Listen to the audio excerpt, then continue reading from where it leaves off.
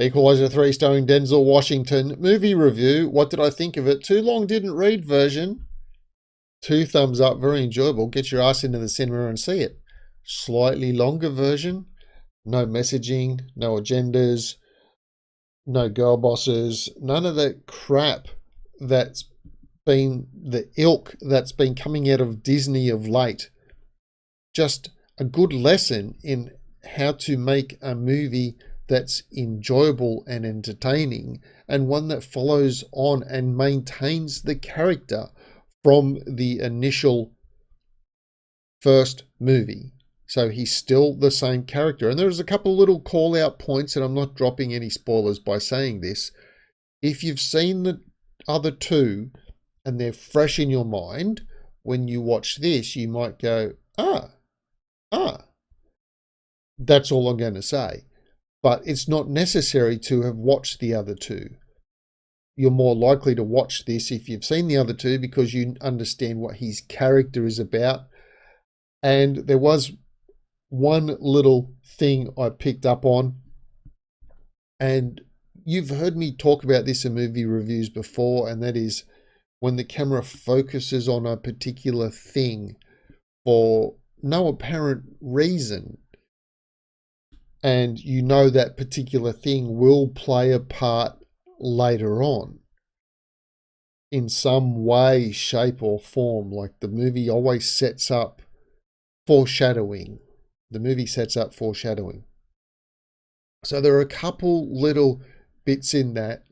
One foreshadowing piece, and I don't think I'm going to spoil too much because you know he's going to be killing people in this movie, is when someone pops a wine bottle with a screw-in cork extractor, and then when they put the cork extractor on the bench, the camera zooms in or goes and has a look at the cork extractor on the bench. And as soon as I saw that, I said to myself, that's going to play a part later, that's going to be a weapon, and that's going to get stabbed into somebody. That's the very first thought I had when I saw that, because it was such an out of place thing to do. Characters walk around, they have a drink, they put a cup down, no one focuses on the cup. They pop the cork bottle, you don't focus on the bottle. You're focusing on the thing, on the corkscrew being placed on the bench.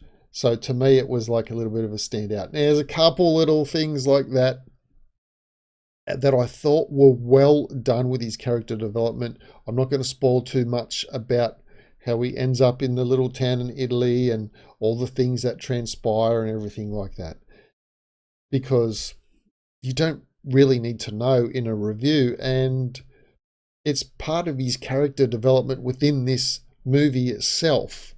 So I have to just leave that out. I don't want to talk about that too much because that in alone will drop some spoilers. Suffice to say, it's believable. And that's a big thing for me. Yes, we have to suspend our belief in reality when we watch these movies, but the movies themselves and the actions the characters take have to be believable actions. We have to say, if a character was in that situation for real, what would they do for real? And in his case, obviously, he's the equalizer, so you know he's going to kick some butt.